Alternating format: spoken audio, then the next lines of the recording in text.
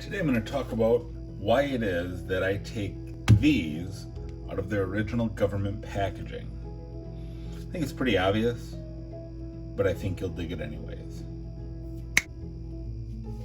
See, there's nothing wrong with keeping these in their original government packaging. In fact, these beautiful 1962s, this is a mint set from the Denver and Philadelphia mints, and the case to be made for them is that there is a set. They are together. That's how they were originally sold. It's like having a toy, right? Like a vintage toy from the 80s, like let's say something from the Masters of the Universe or the Transformers. While outside of its packaging, it's still valuable. It doesn't have the desire that its original. It doesn't have the appeal, I guess. Sorry for the stutter. That the original government packaging does. And in fact, I bought this from the LCS today. And the case, I had this very discussion with the owner, and this wasn't Colonel Bob. This was a different shop. He said that it's like, he used to get Morgan dollars from the GSA hoard and the GSA holder, and he would take them out, and he regrets that now because those are very collectible in that state. And while there is a case to be made for it, I just want to show you these, take a really good look at them in their original government packaging. All right, I'm going to try to get the best possible lighting I can. Let's see here. Just really want to do my best here to get these as visible as possible. So you can have them in their original government packaging, or you can take them out. And here's why I like doing it. This is what it's all about to me right here, is presentation.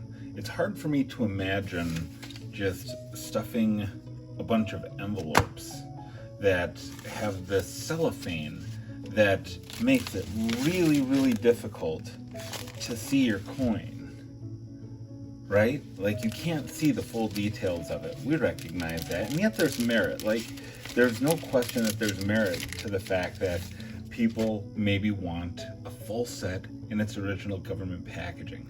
But for me,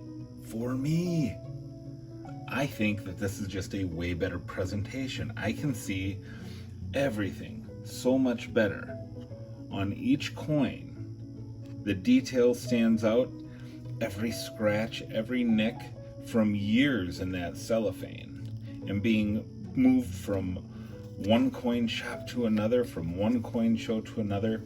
These things have had many miles put on them, and now they get to have a home with me. So I have the Philly over here, Denver on this side, and I have the I have the dime out because I need the 62D for my album, so we'll go ahead and fill that in just a minute. But I just want to talk again about just the difference in presentation.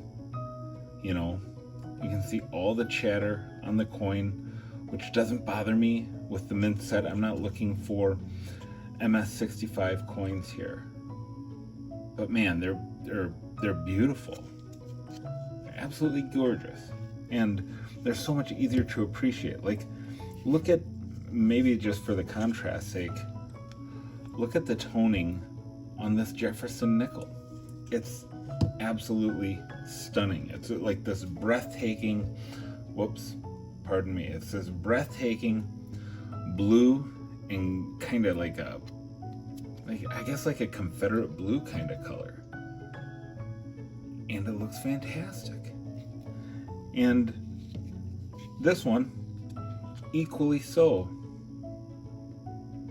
And I'm not sure the camera really picks up just how stunning this is. Now I get it. Look, there's chatter on the cheeks.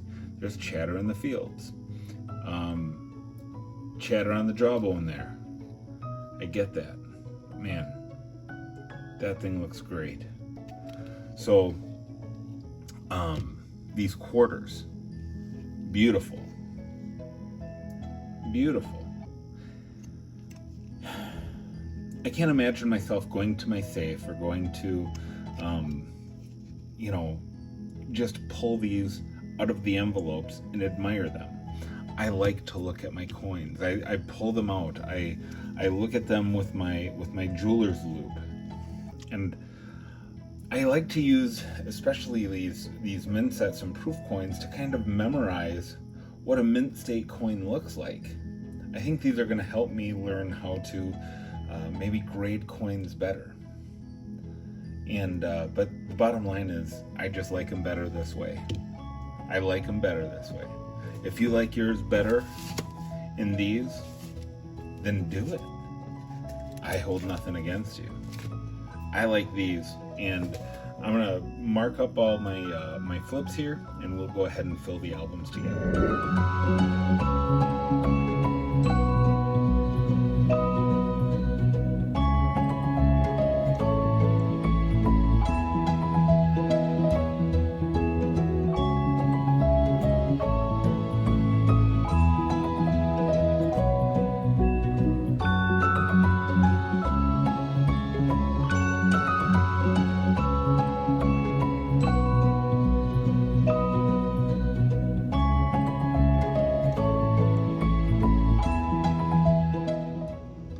Alright, so let's find a home for this 1962D Rosie in the book here. And I know I'm going to have to go right here with it. And I've found some of my dimes are crooked, and so I'm going to put it in from the back this time, because I feel like if I'm pointing the torch right at 12 o'clock, the bottom of the torch, then the head will be straight. And that's something that, it's just a minor annoyance, obviously. So let's just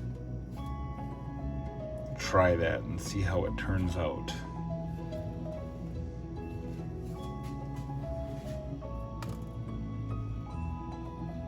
Torch right at 12 o'clock. Push it in.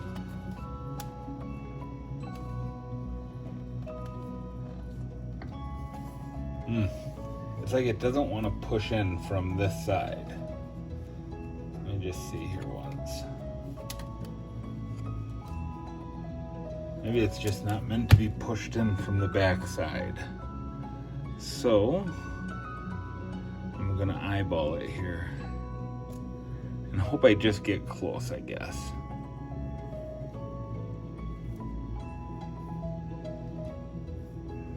Let me just see how I like it. Make sure it's close enough. You can't get too fussy with this kind of thing, Maybe it's part of the charm and the character that some of the dimes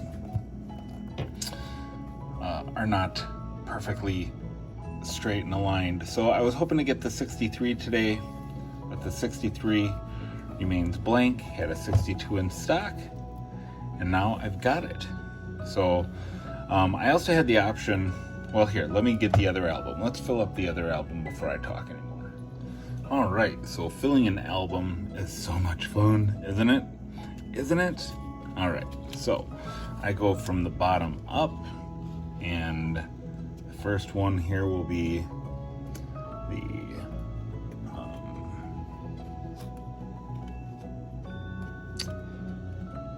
the D.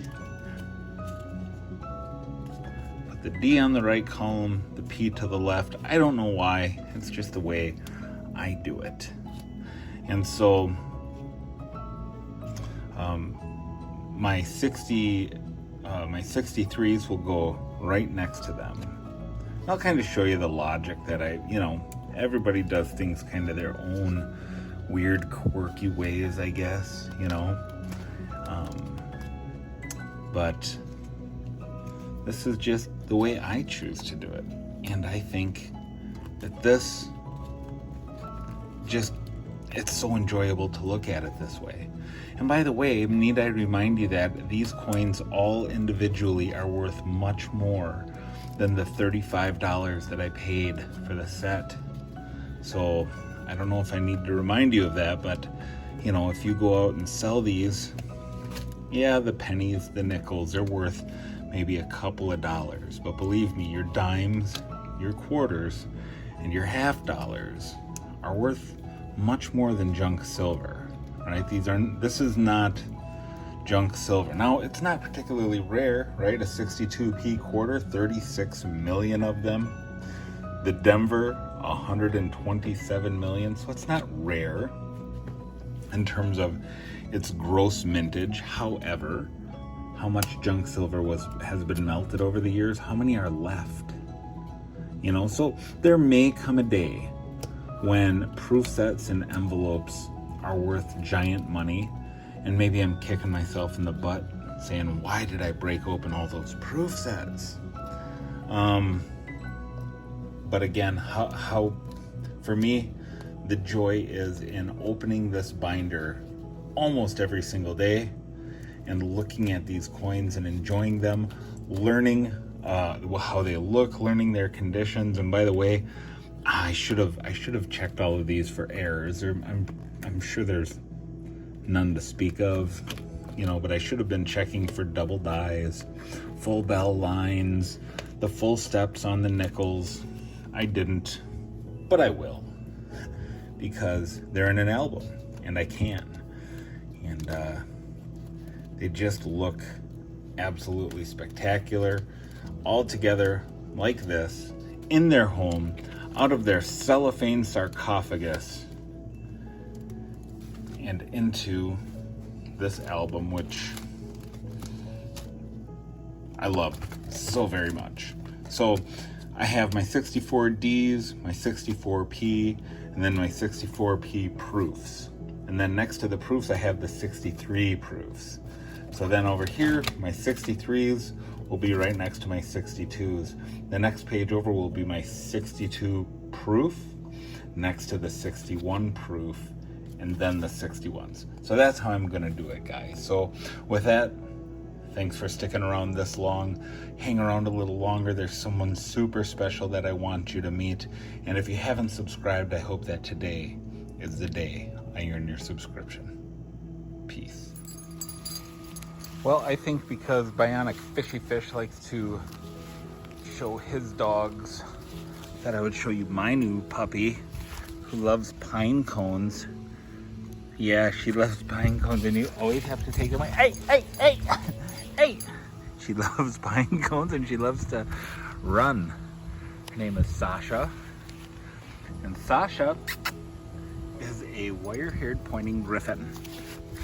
And she is 8 weeks old and super adorable. And she just wants to tell you not to catch falling knives.